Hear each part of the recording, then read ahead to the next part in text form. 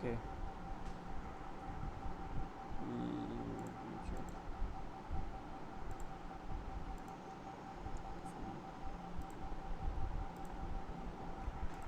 Okay, the data compression is, you already know about it. Okay, what does it mean by it? Means to compress the data. सही है ना? यानी means के especially if we are talking about the internet, सही ना? So if you are uploading such a high quantity of data on the internet, so it takes a lot of time in transmitting from one source to another source, like source to destination point. जितना छोटा data होगा, जितना उसका size compact होगा, it will be easier to reach, सही है ना? सो उसमें दो तीन चीज़ें आती हैं when if you have any experience कि जब आप ईमेल में कोई अटैचमेंट करते हैं, सही ना? So if the attachment is small like a small picture और document, it doesn't take a lot of time. But if you try to send some video either on the WhatsApp पे भी आपने ये चीज़ ट्राई की होगी कि if you send the image, और सबसे आसान क्या है कि टेक्स्ट डेटा, सही ना? If you type the text data on the like WhatsApp, it send sudden quickly, सही ना? इमेज जो है it takes a little bit time, और definitely the videos take much more time, सही है ना? So the data compression will be much more recommended to do, so that the data can easily be transferred over the slow need of slow internet speed, सही ना? यानी means के खासकर ऐसे remote areas जहाँ पे आपकी 2G सर्विस है, GPRS वगैरह है, हाई ब्रॉडबैंड वगैरह नहीं है, सही ना? तो उनके लिए this thing is very much important to compress the data, सही है ना? Similarly, in the like the telemedicine, it's widely required this data compression technique, because data telemedicine तो है ही तकरीबन, यानी स्टोर और फॉरवर्ड टेक्निक और रियल टाइम कम्युनिकेशन, सही ना?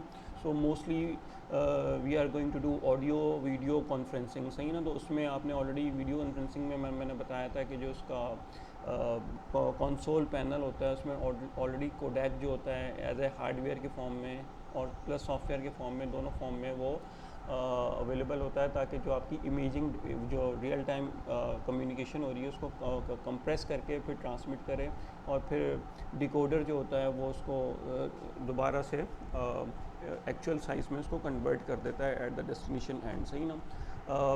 कंप्रेशंस के अंदर आप लोगों ने अगर जिप फाइल का जिप सॉफ्टवेयर जो है, विनजिप हो गया या विन आर हो गया, so these are the most common compression softwares, और ना सिर्फ कंप्रेस करते हैं बल्कि मल्टीपल नंबर ऑफ फाइल को एक साथ कंप्रेस कर देते हैं, so it will be easier to transmit on the internet, सही ना? यानी मीन्स के इधर you want to store for longer period of time.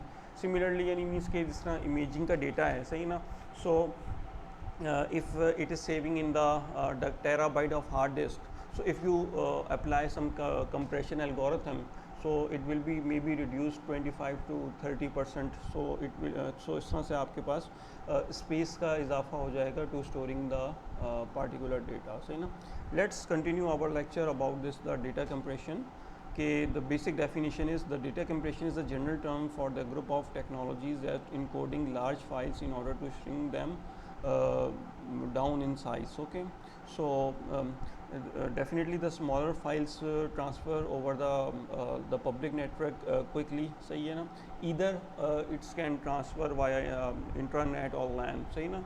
So if we are talking about a hospital system in which the radiological images is transferring towards the physician offices, so if it is if the compression technique will be applied, so it's easily transferred as compared to the full size of the image, सही है?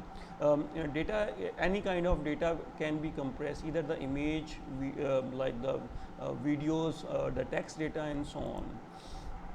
So what technology that behind to compress is the codec. So, codec basically the abbreviation of the compression and decompression. So, the and it is available in the form of hardware as well as the software.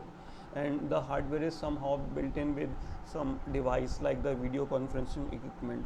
So many softwares are available on the internet related to the codec and decoder. So one of the general example is the WinRAR or WinZip software. So yeah, अच्छा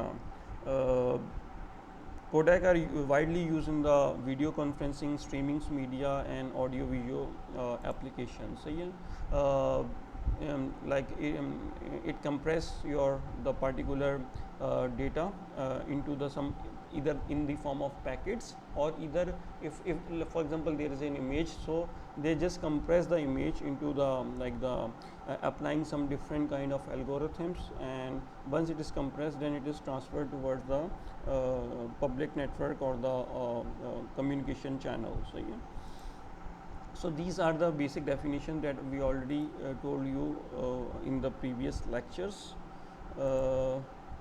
Let me come towards the types of the codec. Okay, so there are so many types of the codec, but mainly we are discussing about the two major type of codecs. सही ना, हमारे पास दो तरह के major codecs होते हैं. One is called the lossless codecs, एक होते हैं lossy codecs. सही ना, the major difference between these two codecs are के जो lossless codecs होते हैं, basically what they are doing, they are compress the data, and when you decompress the data it remain the same. सही है ना, यानी मीन्स कि आपकी जो फाइल है या कोई भी आपकी इमेज है या कोई वीडियो है, वो सेम साइज़ में कन्वर्ट हो जाती है. लेट्स सपोज अगर you have an image of 2 MB megabytes, सही है, तो अगर उसको हम कंप्रेस करें तो let's suppose it becomes 1 megabyte. सही है ना, 50% रिड्यूस हो गई, आपने ट्रांसफ़र कर दिया. जब आपने डीकम्प्रेस का एप्लीकेशन अप्लाई की, so it will be again come towards 2 MB size. So that's called the lossless codecs. सही है. Lossy codecs are those codecs in which if you apply the compression and then when it is decode, so the image will be visible, या text will be visible, or audio video will be visible, all but in a reduced size. यानी let suppose कि वही कि अगर आपकी image जो थी वो 2 बाइट्स की थी, सही है ना, 2 मेगाबाइट की थी, और उसको जब आपने कंप्रेशन अप्लाई किया तो वो 1 मेगाबाइट की हो गई, लेकिन दोबारा से जब उसको डीकम्प्रेस किया वो 1.5 मेगाबाइट में कन्वर्ट हुई, वो 2 में कन्वर्ट नहीं हुई. So such kind of codecs are called the lossy codecs. सही है ना. So in which some of the most common examples are here कि जो JPEG images हैं, सही ना, these are a kind of lossy codec. सही है ना. GIF images are also lossy codecs के standard पे काम कर रही हैं. zip files are the lossless codecs. सही है ना. अब इसकी मैं कुछ एग्जांपल इस तरह से दे सकता हूँ आपको कि कोई भी आप इमेज नेट से डाउनलोड करें, सही ना. Let me download let me search any image like let's suppose कि I am going to write telemedicine. Enter करता हूँ और इमेजेस में चला जाता हूँ. इसमें सेटिंग में जाके मैं सबसे पहले हाई डेफिनेशन को डाउनलोड करता हूँ. टूल्स,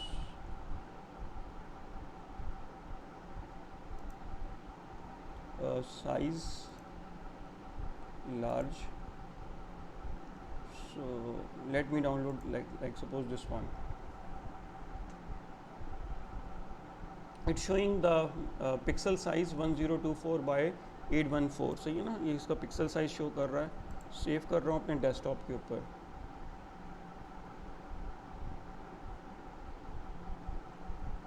लाइक TM करके लिख देता हूँ सिंपल, और ये मैंने डेस्कटॉप पे सेव कर दी image. Just close it and where is TM image? Here is the image. सही है. और इसका जो साइज़ है, राइट क्लिक करके I am going to the properties. So although I search for the big size, but it is a very small size of the image. सही है ना. Let me see something else. यानी तकरीबन हम मैं 1 MB का अगर साइज़ हो ना, तो it will B, I will show you कि वो कैसे वो कंप्रेस होके और डीकम्प्रेस हो रही है.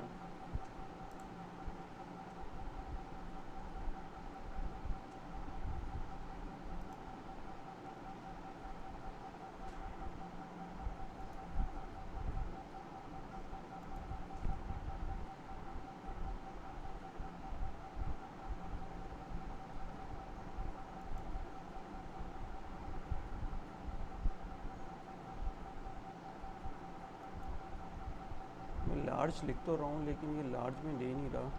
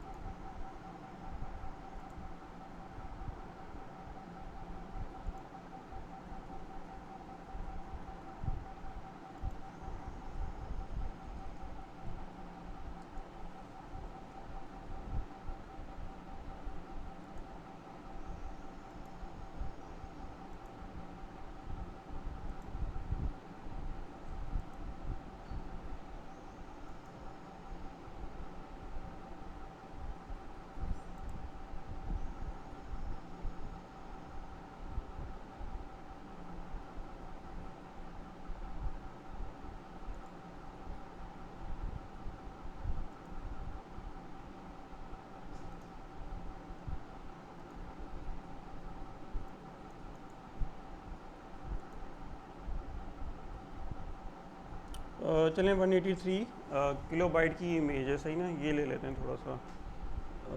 This is a image, although the size of this 183 kilobyte is not much more, सही है ना।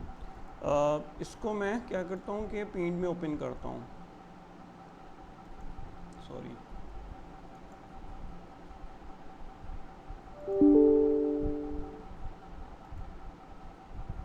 इमेज मैंने इसको पेंट में ओपन किया, सही है। अब ये मुझे like it's saying about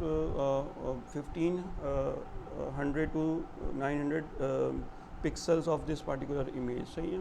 So if you want to apply the image compression, so what will you do, you can like just select the image, सही है। इमेज को आपने कंप्लीट सेलेक्ट करना है, ये जो इमेज है, सही ना। जब सेलेक्ट करेंगे तो इसमें से बॉर्डर्स आपको नज़र आ जाएंगे।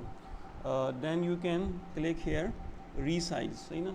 रीसाइज पे क्लिक करेंगे तो resize means you have to, it will be show you के हॉरिजॉन्टल एंड वर्टिकल वे में आपने इसको कितना कंप्रेस करना है इमेज को। Let's suppose I am going to write here 50, सही ना, 50, यानी 50% जो है इसको कंप्रेस कर दे। इसको पिक्सल वाइज भी इसके अंदर ऑप्शन है, लेकिन जब पिक्सल वाइज अगर हम करेंगे तो अभी पिक्चर ख़राब हो सकती है। Percentage wise it will be okay, कि परसेंटेज वाइज अगर मैं इसको कंप्रेस करूँगा तो the picture is remain same, सही ना।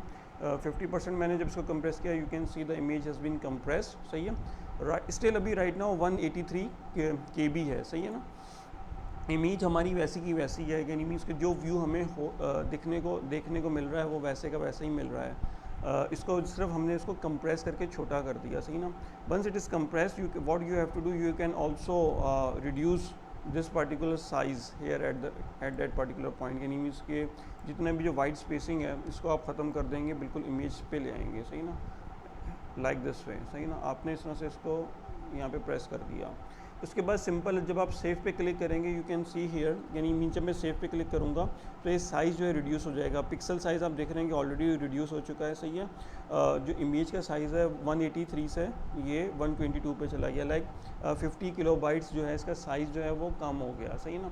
So once it is reduce, सही ना, अगर इमेज साइज़ रिड्यूस हो गया, इसको मैं दोबारा से इन्हेंस नहीं कर सकूँगा, सही ना, क्योंकि अगर मैंने इन्हेंस करने की कोशिश की ना तो मेरे पिक्सल्स जो होंगे वो लॉस होंगे। यानी मीन्स के you can compress the image easily, but you cannot compress but you cannot decompress and enhance the image again. उसको आप increase कर सकते हैं, you cannot decrease the size of the image.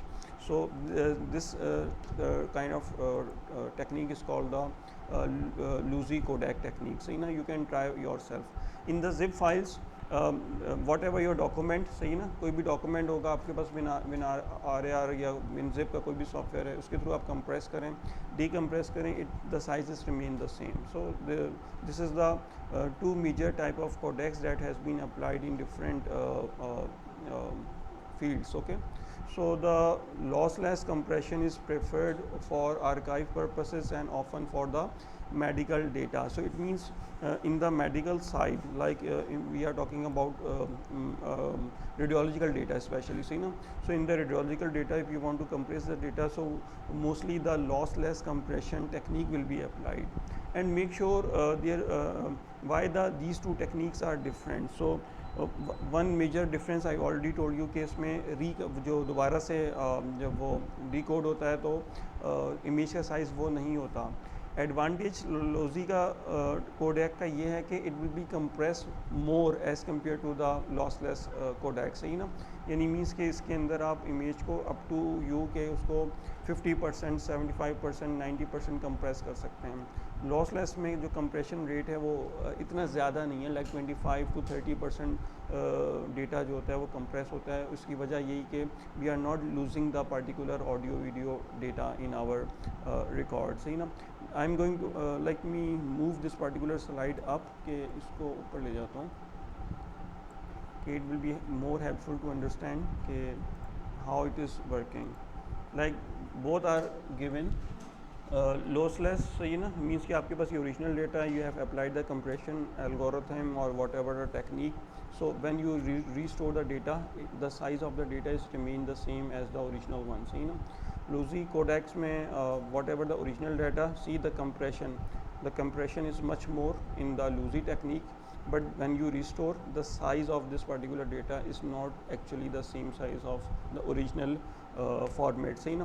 So mostly जो images हैं हमारी या videos हैं, सो उसमें ये इस रीस्टोर के बाद ये कंडीशन आ जाती है कि उसमें क्या होता है कि जो पिक्सल साइज़ है विल बी रिड्यूस है. सही ना, क्योंकि 1 pixel is equals to 1 byte. So if you reduce the pixels, so the storage capacity is reducing. So definitely the quality is compromised on this particular Lucy techniques. But some of the again means कि अगर आप कोई अपनी normal pictures हैं वो email कर रहे हैं, सही ना, सो उसके अंदर अगर वो आप साइज़ को कंप्रेस करके सेंड कर दें तो it doesn't matter.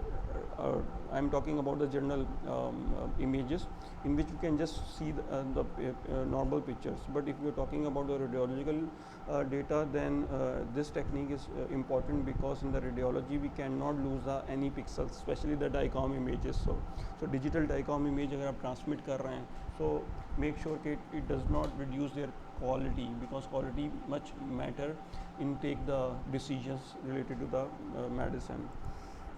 Okay, so how the lossless codecs work. सही ना, यानी lossless codec को हम कैसे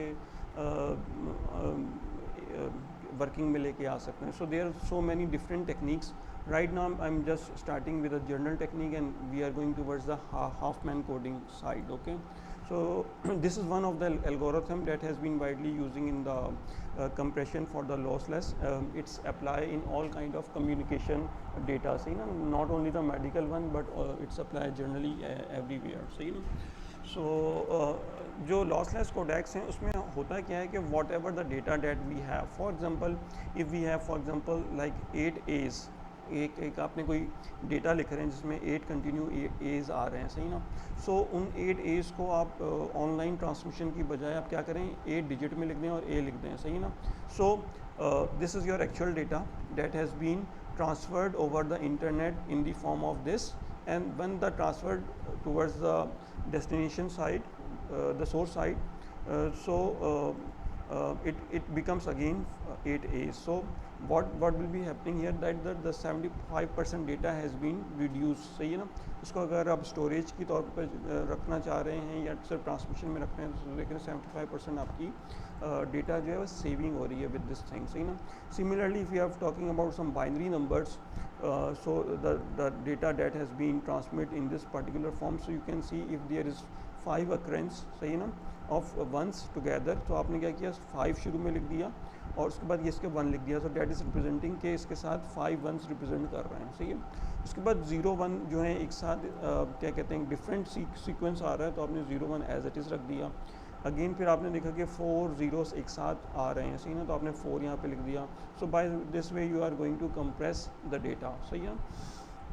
Lossless data compression is used in many applications like the zip files and in the Unix called gzip. So ज़्यादातर इस ये lossless data compression technique will be using.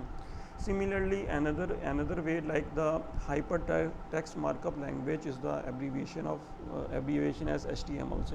So you can also transmit over the internet or store this particular terms. So when you have required, it will be convert back any decompression. At the time of decompression, it will be show you the hypertext markup language. इसीलिए जो abbreviation will be created to make the size reduce in your the articles or whatever the data transmission. सही ना, CDSS हमने जो नाम दिया, clinical decision support, electronic health record का EHR, even we are saying ITC, introduction to computing and so on. So we just reducing our space in the storage or the communication way, ठीक है.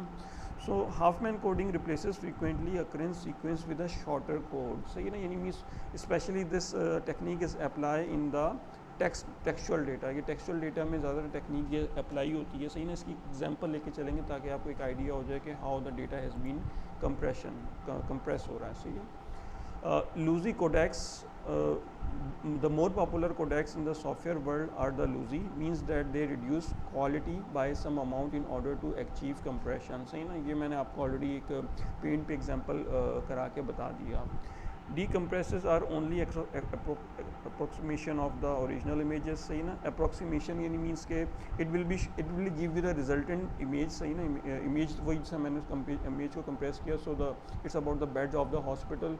Either you can view on the like the high definition, high pixel, or the small. It doesn't much matter. So you can apply this particular technique in this particular Lossy codecs in the journal images, okay, not for the radiological images.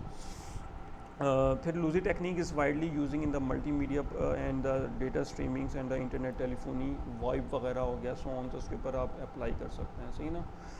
Some of the codecs are, let's see what are the codecs we have that being used in different kind of types of the codecs. So one is the general term is called OpenH264.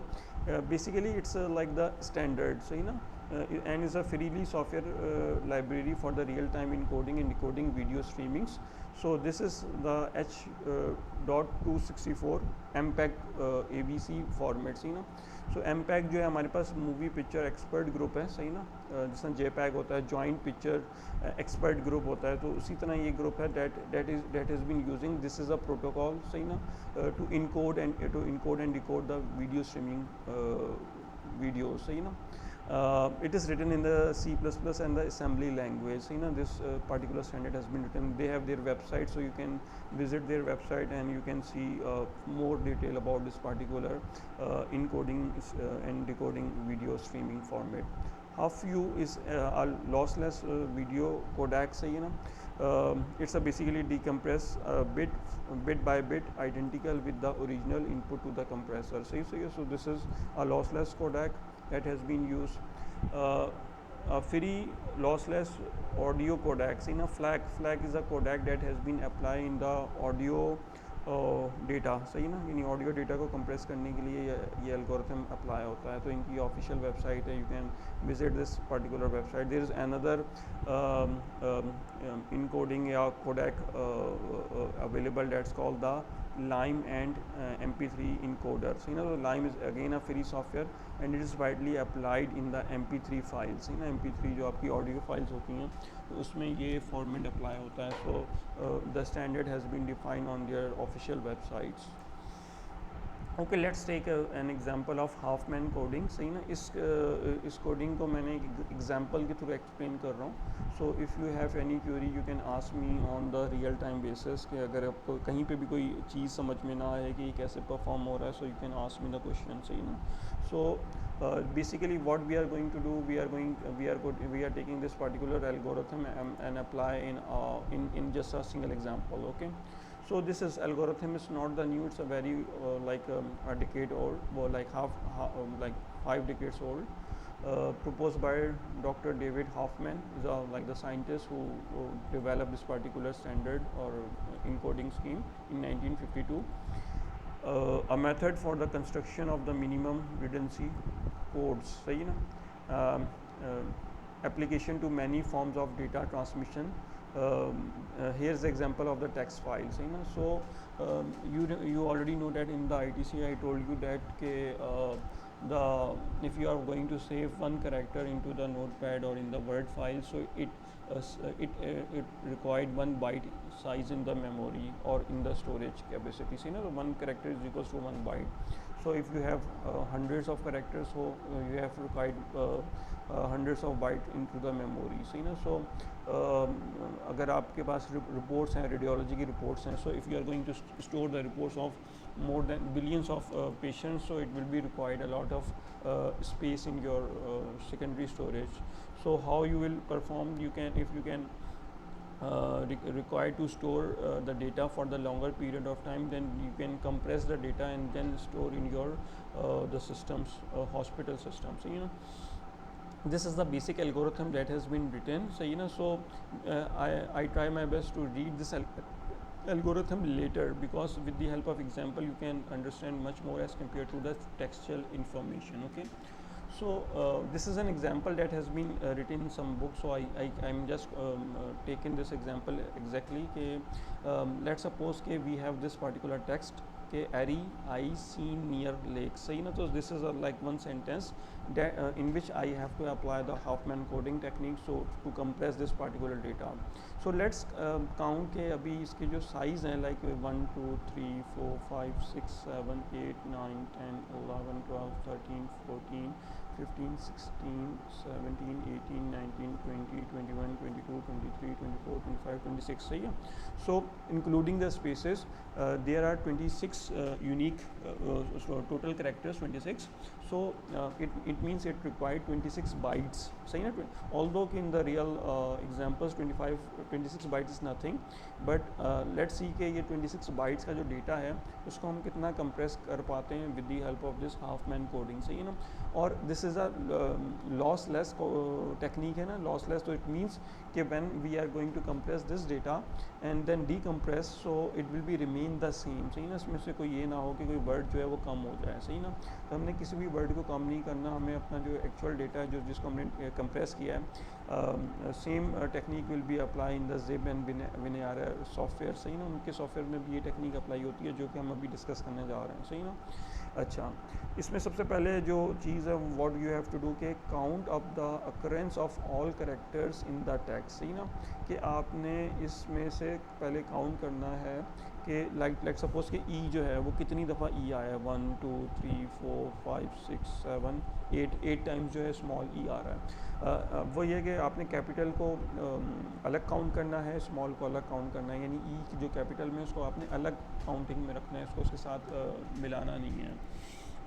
So what is going here, like we are going to build a tree. सही ना. इसके अंदर है कि आपने एक tree build करना है. अभी से वही जो हाफमैन कोडिंग है, मैंने एल्गोरिथम को स्किप कर दिया, तो अब मैं यहाँ पे एक्सप्लेन कर रहा हूँ कि how you are going to develop the tree. सही है ना. सो आपने एक ऐसा ट्री बनाना है कि जिसके अंदर तमाम के तमाम यूनिक कैरेक्टर्स को पहले सेपरेट कर लेना, जो कि मैंने आपको बताया था. इसमें आप ऊपर सेंटेंस में देखें कि this is this is a complete sentence. इसमें कैपिटल ई आ गया. सही ना. स्मॉल ई आ गया, आर आ गया, आई आ गया, स्पेस आ रही है. देखिए 1 2 3 4 स्पेसेस आ रही हैं. सही ना. So just write down the space. Y एक दफ़ा आ रहा है, एस एक दफ़ा आ रहा है, एन ए आर और डॉट एक दफ़ा आ रहा है. सही ना. So whatever the unique character that has been coming in this particular sentence you can write it. सही है. Next step is to arrange the characters in a sequence like starting from the less character to the higher character side, सही ना. So first of all you can count the characters के कौन सा character कितनी frequently हमारे पास आ रहा है, सही ना.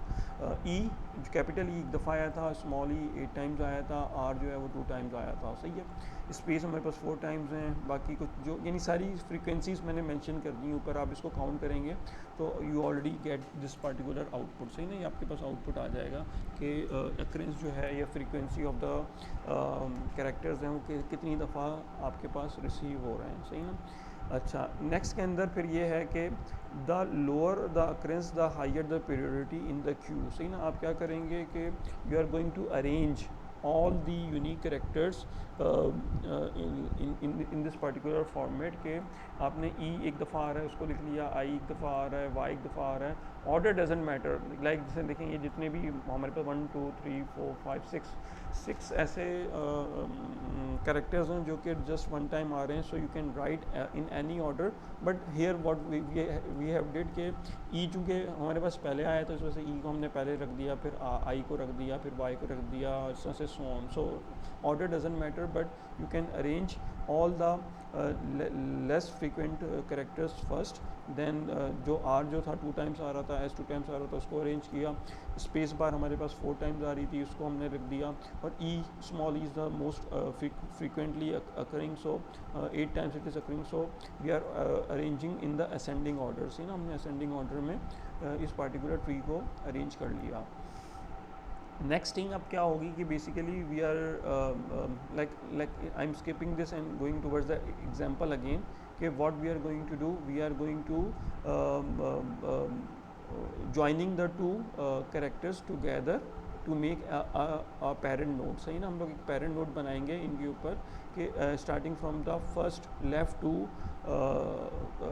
पॉइंट, सही ना. तो बेसिकली ये क्या होगा कि दोनों चाइल्ड्स होंगे, दो चाइल्ड्स हैं, इनके ऊपर एक पेरेंट नोड जो होगी वो क्रिएट होगी, सही ना. Like in the form of this, यानी मीन्स के E और I को हमने पिक किया, सही है. और यहाँ पे हमने क्या किया कि जस्ट राइट डाउन 2 हेयर, सही ना. That is 1 child and 2 child. So it's called the binary node, सही ना. ये बाइनरी नोड हमारी क्रिएट होगी, उसमें मैक्सिमम 2 चाइल्ड ही हो सकते हैं, उससे ज़्यादा नहीं होंगे, सही ना.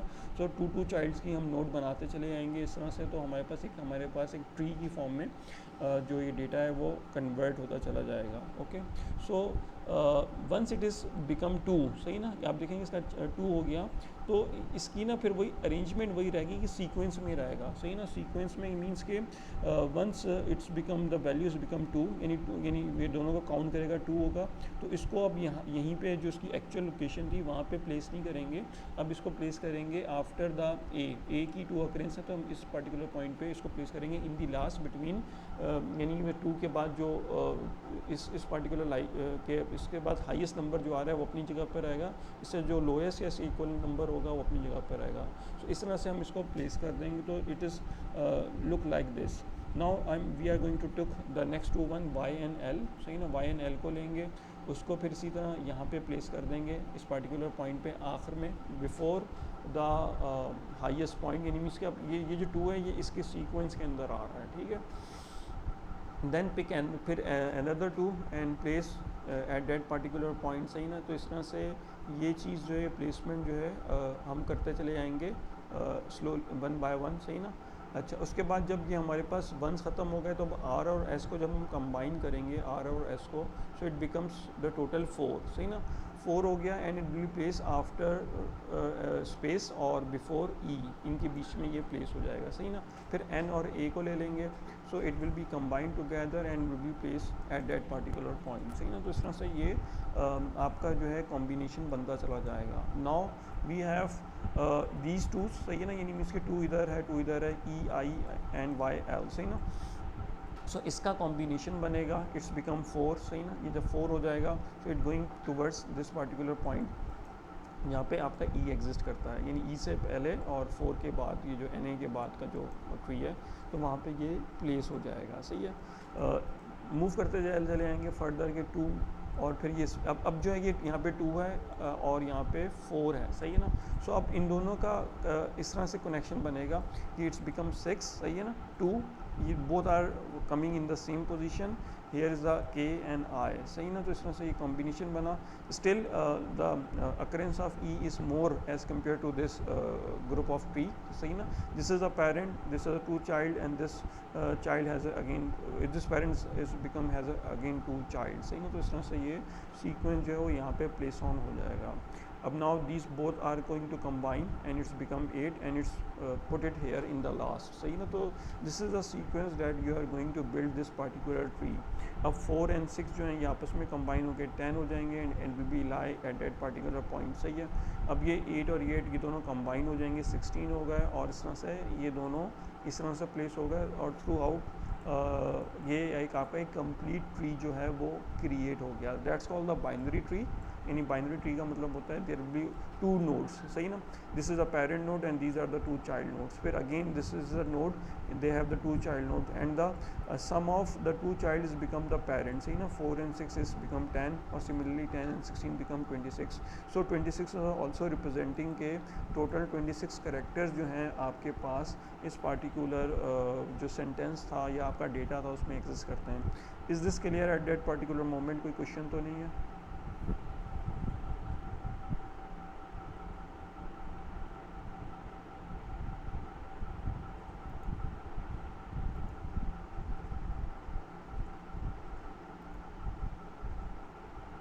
जी अरीबा, उसामा, कोई क्वेश्चन?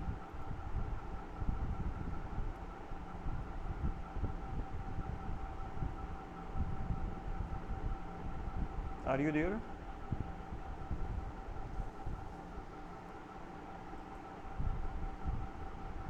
उसामा?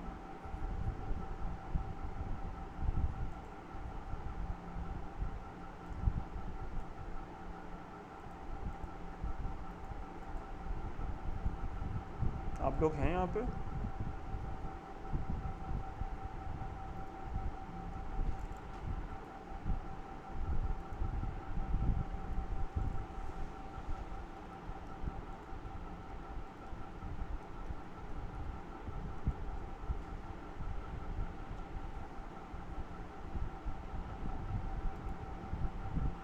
अरीबा आप रिप्लाई तो दे दें।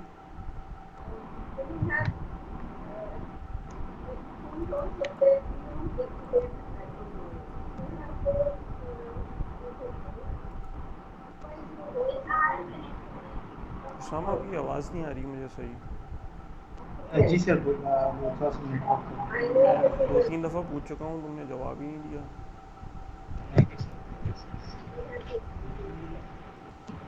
कहीं ऐसा तो नहीं है वो लगा के आप लोग कहीं और बैठे हुए हैं और? नहीं नहीं सर, ऐसा कोई नहीं है। अच्छा, चलें सही है। अगर ये चीज़ समझ में आ गई है तो लेट्स मी कंटिन्यू फर्दर। अच्छा, once the tree has been constructed, सही है ना। ये ट्री जो आप कंस्ट्रक्ट कर लेंगे ये आपके एग्ज़ाम में आ सकता है। मेक श्योर कि इसको अच्छी तरह से आपने परफॉर्म करना है, सही है ना। So definitely it's a part of the assessment 4 and the assessment 4 is about 1.5 month के बाद होगा, सही है ना। Okay, so once the tree has been constructed, so what you have to do, you have to now give some particular numbers, सही ना। यानी means के right now what it's saying के after including this node, there is only one node left in the priority queue, सही ना। So this is the priority queue जो कि it's a main node exists in this particular tree.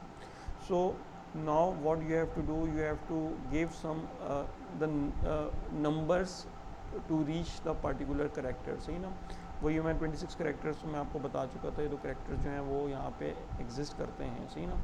अब जो इसको compression की जो टेक्निक हम अप्लाई कर रहे हैं वो बेसिकली ये कर रहे हैं कि सिंपल कि जो हमारे पास लेफ़्ट साइड का चाइल्ड होगा ना उसको हम लोग ज़ीरो असाइन कर देंगे, जो हमारे पास राइट साइड जो हमारे पास राइट पे होगा उसको हम 1 की वैल्यू असाइन करेंगे, सही ना। इसको मैं आपको कुछ इस तरह से करके दिखाता हूँ। Let me copy on the paint. इस इमेज को मैं कॉपी करता हूँ, 1 मिनट।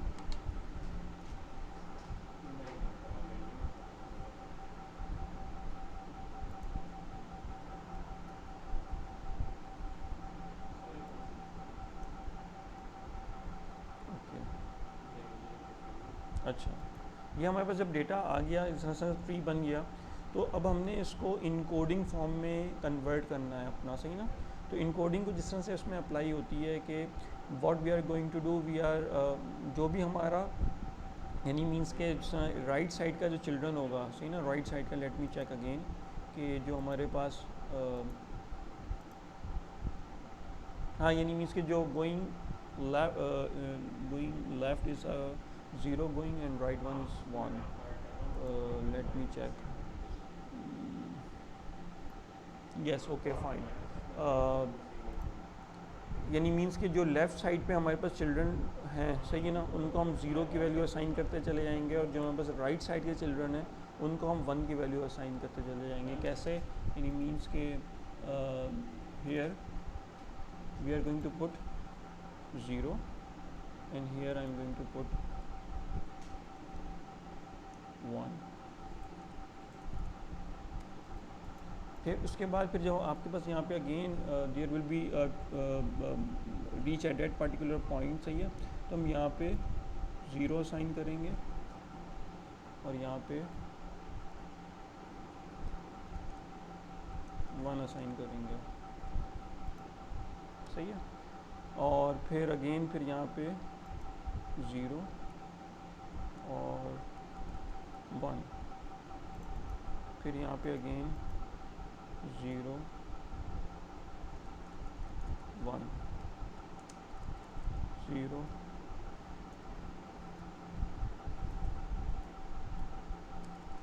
1, इस तरह से। पूरे को मैं असाइन नहीं कर रहा, मैं सिर्फ इस तरह से असाइन करके मैं आपको बताता रहता हूँ कि ये कैसे काम कर रहा है, इस तरह से, सही ना। So if you want to achieve the capital E, सही है ना, तो आपने क्या करना है, व्हेन यू प्रेस 0 0 0 0, सही ना, इफ़ यू प्रेस 4 zeros, सही ना, 4 zeros आपने प्रेस किए, so it will going towards E, सही ना, ई के पास चला जाएगा, ठीक है। If you are going to press 0 0 0 0 1, सही ना, if you press this one 0 0 0 1 0 0 0, जब यहाँ पे पहुँचेगा तो उसके बाद ये यहाँ पे आपके 1 यहाँ पे एग्जिस्ट करता है, so it is achieving small I, सही ना। इसके साथ आप कैपिटल ई को अचीव कर रहे हैं, इसके साथ आप आई को अचीव कर रहे हैं, सही ना। और अगर आप you want to go towards 1 1 1 1, सही ना, तो 1 1 1 1, so it means you are going to achieve small E, सही ना। तो इस तरह से this is the code that has been working, सही ना। तो आपने क्या किया कि 0 1 बाइनरी टी को असाइन कर दी है, जो आपका लेफ़्ट साइड चिल्ड्रन होगा उसको आपने 0 की वैल्यू, और जो राइट साइड चिल्ड्रन है उसको 1 की वैल्यू असाइन करनी है, सही ना। तो इस तरह से बेसिकली हमारे पास ये वाली फॉर्म जो होगी क्रिएट होना शुरू हो जाएगी। Still any time if you have any Curie you can ask it, सही ना। इसकी कोई एग्जांपल भी मैं आपको दे दूंगा, so you can practice it, so ताकि आपको ना इसका कॉन्सेप्ट क्लियर हो जाए। नेट पे भी इसके बेतहाशा एग्जांपल्स अवेलेबल हैं, सही है, so you can use any of the example to practise this particular Huffman coding technique. तो जब आप इस तरह से 0 से 1 असाइन कर देंगे तो हर कोड के अगेंस्ट, हर करेक्टर के अगेंस्ट आपको एक पर्टिकुलर कोड मिल जाएगा। ई का जिस तरह मैंने बताया 0 0 0, आई का 0 0 1 एंड सो ऑन, सही ना। डेफिनेटली हमारे पास कुछ वैल्यू ऐसी भी हैं जो कि उसका कोड हमारे पास ज़रूरी नहीं है कि 4 बिट्स में हो, in we are considering as bits, सही है ना। सो 4 डिजिट्स में हो, इससे अर्ली भी हमारे पास जो है वो कहीं पे जवाब आ रहा है। फॉर एग्जांपल हमारे पास ई जो है, सही ना, जो ई जो द मोस्ट कॉमन अक्रेंस जो हमारे पास थी वो 1 0, सही ना, 1 0 के अंदर उसका हमारे पास वैल्यू आ रही है। If you want to achieve E, so with in 2 bits you are going to achieve it. So इससे हमें एक बात ये भी आइडिया हो रहा है कि जिस करेक्टर की अक्रेंस हमारे पास ज़्यादा है ना, उसकी बिट्स भी कम है, सही ना, यानी मीन्स के 2 बिट्स के अंदर हम उसको अचीव कर रहे हैं। और जिस करेक्टर की अक्रेंस हमारे पास लीस्ट है, कम है, तो वो अलबत्त वो 4 बिट्स के ऊपर डेटा जो है वो जा रहा है, सही है ना। Going towards back towards the lecture slide, so what we are going to do next is to, जैसा ये था एरी आई सीन नियर लेक, सही ना। तो इसको आपने टोटली जो है वो बाइनरी नंबर्स में कन्वर्ट कर दिया, यानी कैपिटल ई को देखा आपने, इट सेज 4 zeros, सही ना, that's called the code for the capital E. So just write down the code of 4 Es in this particular form. Then small E जो है वो 10 की बिट में है, तो ये 10 हमने लिख दिया, सही ना. फिर आर आ रहा है, आर की जो वो अगेंस्ट कोड है वो 1100 है, सही है ना. तो इसमें से 1100. सो ये देखें कि सबसे ज़्यादा जो हमारे पास मोस्ट कॉमनली जो करेक्टर जो आ रहा है which is small E, so its occurrences comes in the 2 bytes, है ना. 2 बाइट्स में इसको कन्वर्ट करके तो it will become shorter as compare to the least occurrence character, सही ना. स्पेस हमारे पास 4 टाइम्स आ रहा था, तो जैसे ये 0 1 1 के अंदर हम उसको अचीव कर रहे हैं, सही ना. सो अगर आपके पास जितना ज़्यादा टेक्स्ट होगा, जितनी ज़्यादा करेक्टर्स की अकरेंस होगी, तो उतना ये कोड जो होंगे वो शॉर्टर होते चले जाएंगे, सही है. सो अगर अब हम इसको कंपेयर करें कि इस पार्टिकुलर दोनों टेक्स्ट को कि जो हमारा सेंटेंस था वो 26 कैरेक्टर्स के ऊपर था, सही. 26 का मतलब है 26 बाइट्स के ऊपर. उसको अगर हम बिट्स में कन्वर्ट करें तो 2084 बिट्स बनती हैं, सही ना, 2084. सो अगर आप इन तमाम बिट्स को अगर काउंट करेंगे तो दीज आर बिकम्स 84 बिट्स, सही ना. सो ये आप ये देखेंगे कि कितना ज़्यादा जो है वो डेटा जो है कंप्रेस हो गया. इवन एक रफ़ आइडिया है मेरा कि तकरीबन मोर देन 60% जो है वो डेटा जो है वो कंप्रेस हो गया. यानी actual bit size of the data is 208 था, 208 हो गया. और जब उसको हमने कंप्रेशन टेक्निक अपनी हाफमैन कोडिंग में अप्लाई किया तो वो 84 बिट्स में हो गया, सही ना. हालांकि आप ये देखेंगे तमाम की जो बाइनरी नंबर है, it is representing all character, सही ना. कि तमाम करेक्टर को रिप्रेजेंट कर रहा है, सही ना. तमाम करेक्टर जितने भी ये जो आपको पूरा टेक्स्ट है, इसको आपने बाइनरी में कन्वर्ट किया, लेकिन हाफमैन कोडिंग की फॉर्म में कन्वर्ट किया. So with the help of this particular coding technique, you can compress this particular data in this particular size. So this is the one of the way of compression of the data, सही ना. तो इस तरह से आपने ये data compression apply किया, और same rule will be apply to decode the file, सही ना. यानी आपने once data has been compressed, और जब आपने उसको डीकम्प्रेस करना है तो सेम आपने इस पर्टिकुलर ट्री को देखते हुए, ये जो आपका ट्री आ रहा है इसके अगेंस्ट ये कोड आपको पास गिवन है, तो इसको अगर रिवर्स ऑर्डर में अगर आप अप्लाई कर देंगे तो you will achieve your particular actual data again, सही ना. So you can apply the same, यानी go for left for 0 and 1 for right, and this sequence will be coming up and you can decode your particular data easily, सही ना. So summary of this particular lecture is कि Huffman coding is a technique used to compress files for the transmission as well as the storage, सही ना. More frequently used symbols have shorter code words, सही ना. जो more frequently used character symbols जो भी हैं उसका जो कोड होगा वो भी shorter होगा, सही ना. Especially it will be applied morely in the text or fax transmissions data, and applicable in several other fields, especially the radiological report writing और any electronic health record जो है हमारा, उसके अंदर भी हम ये टेक्निक अप्लाई कर सकते हैं कि जो रिकॉर्ड सिस्टम है उसको with the help of this particular Hopman code जो है वो आप सेव कर सकें, सही ना. तो इससे तकरीबन आपकी मोर देन हाफ मेमोरी जो होगी, सेकेंडरी स्टोरेज जो होगी वो सेव हो रही होगी, और आपकी जो डेटा ट्रांसमिशन है will be much more faster than the normal one. So it will B widely applicable in the telemedicine technologies. So is it clear? जी सर, बिल्कुल. Okay. राइट. Okay. So कोई क्यूरी, कोई question?